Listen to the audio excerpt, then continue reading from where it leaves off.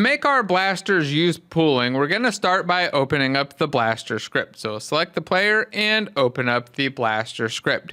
And up at the top in our awake, we're going to initialize and create a new object pool of type blaster shot. So we're going to say underscore blaster or pool, not blaster, pool equals new object pool of type. So we do the open braces right there, or the less than symbol, and we're going to put in blaster shot. Do an open close parentheses, and that will give us an error saying, hey, you need to pass in some parameters. Specifically, you need to pass in a method that'll get called when our object is created, or a method that will create and return back a new object. So I'm going to create a new method here that we'll just type in the method name of, and I'll call this, let's say, add new blaster shot to pool. A nice long name. I'll hit Alt Enter and generate a method for it. That should give me a method that returns back a blaster shot and just throws an exception. Now, to spawn a new blaster shot, we're just going to instantiate one. So I'll just put that right here on line 25. Instantiate a blaster shot prefab. And I could just return that right here. So now I've got the definition, or the correct call to create an object pool, and I need to actually create the field for it. So I'll select the pool, hit Alt Enter, and generate a field right up here. I'm going to double click the private keyword and hit Enter just to get rid of it and add a little bit of spacing. So now I have a pool that I can get blaster shots from, and when it needs to create a new blaster shot, whenever it runs out of blaster shots, it's going to call this add new blaster shot to pool method, which will just return it a new blaster shot that it can add to the pool. So what do I need next?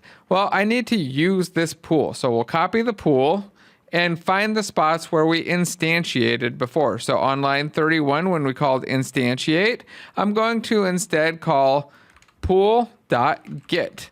I'll add a semicolon, and I'm just going to comment out the rest of that line for now. We're going to take another look at it in just a moment. We're going to do the same thing here on line 40, where we're doing our super fast rapid fire. In fact, I'll just select over here with Shift and click, copy, and then paste right down here. So in both cases, we'll now get the blaster shot from the pool instead of instantiating it. Now you might notice that this also means that we're no longer putting this blaster shot at the correct position, because now when we instantiate it, we don't spawn it at a fire point position, and we're not spawning it multiple times, so we can't pass in that fire point position when we want to spawn it again. So instead, let's give it the initial position to launch from in the launch method. To do that, I'm going to copy firepoint.position, underscore firepoint.position, right onto my clipboard with Control C, and in the launch call, I'm going to add a comma after direction and paste with Alt Enter, or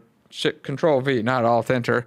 And now I'm going to hit Alt Enter though and get my pop-up that's going to allow me to add a parameter to the launch method. You can see here it wants to change it from being a method that takes a vector2 named direction to one that takes a direction and a position. If I hit Enter, it's automatically generated it, and now my launch method should look right. I can't see it yet though. Let's hit Control and click on launch. It'll take me right into the method. Oh, it didn't actually do my change. Let's go back and do that again. Alt Enter, and we'll generate that method. Oh, that's strange. It was supposed to have refactored my method and changed it. Let's go back and redo that real quick. I want to go back into my blaster shot, and we'll go back over to the parameter here. Alt Enter, and we want to... Oh, yeah, it's not allowing me to generate my method this time. That's fine. Or it's not allowing me to refactor and automatically update my method. That's okay, though. I'll just go to the launch method. We'll click on it, Control click, and we'll type it in right here. So I'll say, comma, vector2, and we'll call this position.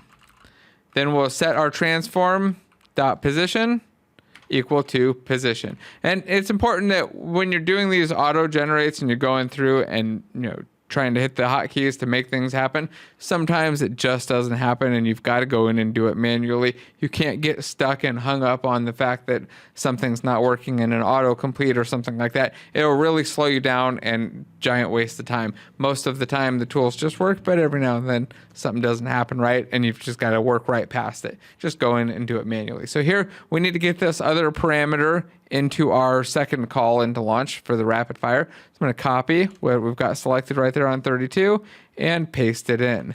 Now, if we just run with this, we will get shots launching, but they're not going to be reused because we're not actually sending anything back into the pool. So we need to make sure that instead of destroying our objects, we actually return them to the pool as well. Let's go into our blaster shot script. I'm going to hold Control and left click on the blaster shot. We destroy our blaster shot with this destroy call right here in Awake and the destroy call on line 43 and on collision enter. Instead of doing that, let's tell our object to self-destruct. And when it self-destructs, it's just going to disable itself and return itself to the pool. So right here in our Awake method, I'm going to call an invoke. And we'll call in method named self-destruct. So I'll put name of self-destruct. That's going to make it so that I don't have to use a string for the name. And when I can now generate the method name right here and change the return type to be void. Now I need to give it a delay. I'm going to give it a delay of our max lifetime and add a semicolon. So it'll self-destruct at whatever our max lifetime is. At the max lifetime, I want it to disable itself. So I'll just say GameObject.setActive to false, and then return itself to its pool. Now, it doesn't have a reference to the pool, so it doesn't know how to get back to the pool. I'm just going to assume that I can figure that out, though, and say _pool.release, and we want to release this. Now, release is the method that you call on an object pool to send an object back to it or say, hey, this object is now ready to be reused. Go ahead and put me back in your pool and do whatever you're going to do. Now, we're going to need to get a reference to this pool, though, and I can do that from our launcher. So if I go to the blaster right here, when we are creating our blaster shot, instead of just instantiating it and returning it, let's instantiate it, tell it what pool it came from, and then return it. So I'll replace this word return with var shot equals, then I'll say shot.setPool, and we'll pass in our _pool, which we do have here. Remember, this is the blaster. It has a pool already defined. And then we'll generate a method for that with Alt-Enter by clicking on setPool and hitting Alt-Enter. And then finally, return the shot. Now I'm going to go into set pool by hitting Control and clicking on it. And then in the set pool method, we'll just say _pool equals pool. I'm going to replace internal with public just because that's what I like to do. And then generate the field for our pool. This should give us a field up at the top that's a private object pool of type blaster shot named pool that gets defined or assigned right down here. I'm going to go up to the top, remove that private keyword here, and then the final thing I need to do is call self-destruct when our object gets destroyed. So I'm going to copy this self-destruct right here, go down to the part where online, now it's 51, where we destroy our object. I'm going to replace that and the setActive call with self-destruct, and we're going to, I guess that's it. We don't really have to do anything else. Just call self-destruct. The final thing that you're going to notice now, though, is that when we spawn objects, they're going to be initialized or enabled by default. They'll launch off, they'll fire off, they'll get returned to the pool and disabled and not turned back on. Let's go see that real quick and then fix that last issue. So we'll jump in, we'll press play. And we should expect to see a bunch of blaster shots fire off and then some weird intermittent behavior where we have blaster shots not actually visible anymore. And then eventually get to the point where we may have no more shots ever showing. Let's hit play. So here we go. There go the shots. And you can start to see that intermittent set of blasting. And what's actually happening is that we're just getting these blaster shots back from the pool that are already used. So these objects, they're never getting re-enabled. So let's go back into our pool. Oh, and we can actually see we're even getting another error here. Let's go back into our Blaster script and make one more change. Now, when we define our pool and instantiate it, we only passed in the add new blaster shot to pool method. But this method or this constructor actually takes multiple parameters. Now, let's go take a look at the object pool parameters. So here's the documentation, and you can see that it takes quite a few parameters. There's a create function, which is the first one, which is used to create a new object. So that's the one that's instantiating something for us. Then there's the next method, action on get. This is a method that gets called whenever an object is taken from the pool. So whenever we call get, this will get called automatically, and this is a great place to enable our object. There's also one for on release to call when our object gets released, and this could be a great place to disable the object. In fact, it even says that right here. There's one for destroy. There's a couple others that we're not going to dive into, like a max size, and a default capacity is actually kind of interesting. If you need to spawn a large number of objects and you know that you're going to need at least 100, you could maybe set this to 100 and not have the objects spawn over time. This is useful for things where you have a good idea of the size of the pool off the start of the game. Now we're going to dive in and just take advantage of the action on get and the action on release. We'll go back to the code and minimize that window, and we're going to add in 2 new parameters. So I'm going to put a comma there and a new line, and for the next input parameter, the thing that we're going to call, I'm going to use a lambda statement instead of creating a method. So I'll put a t here and then a lambda. So t is going to be the object that gets released, or the object that gets gotten, actually, because the first one is the action on get. So when we get an object, we'll get back a blaster shot, and that'll be assigned to t here. And I'll say t.gameObject.setActive to true. Now I'm going to add a comma and go to the next parameter, which is our action on release, and we'll do the same. T and a lambda statement, t.gameObject.setActive to false. Add in my closing brace right there, or closing parentheses right there. Let's add another line, save, and then I'm going to go into that blaster shot real quick and remove those 2 calls, or that call in the self-destruct that sets us to not active, because we'll already be inactive. We don't need that anymore. Now we're back in Unity. Let's shoot and see what happens. So you can see my shots firing off, and it doesn't look like there's any missing or stuttering. All of my projectiles are actually reappearing, but we are seeing an error down here in the console. If you have your console window open, you might be noticing this. And the problem is that our object is self-destructing even after it's already been returned to the pool. So imagine we hit something, our object hits right there. Let's just clear the log real quick. We hit it.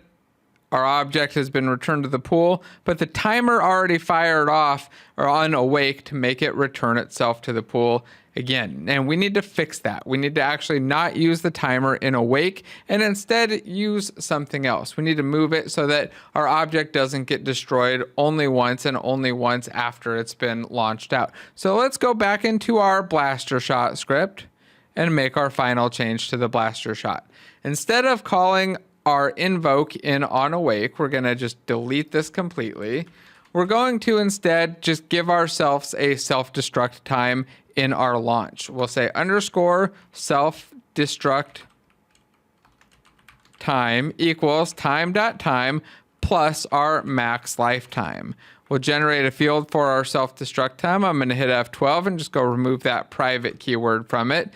And then we'll copy that self-destruct time onto our clipboard. And inside of the update, I'm going to say if time.time is greater than or equal to our self-destruct time, then we will self-destruct. Otherwise, we're not going to self-destruct. And if we hit this object, we hit and release ourselves or call self-destruct. Oops, that looks like I accidentally deleted that. If we call self-destruct down here, we're going to disable our object and update's not going to get called again, so we won't be self-destructing more than once. Let's save, do a build real quick, make sure that the build succeeded, which it looks like it did right down there. And then we'll get back into Unity and start shooting and watch as our blaster shots fire off. And I should expect that we've got now no errors. And if I pull in my second player, let's get this controller on.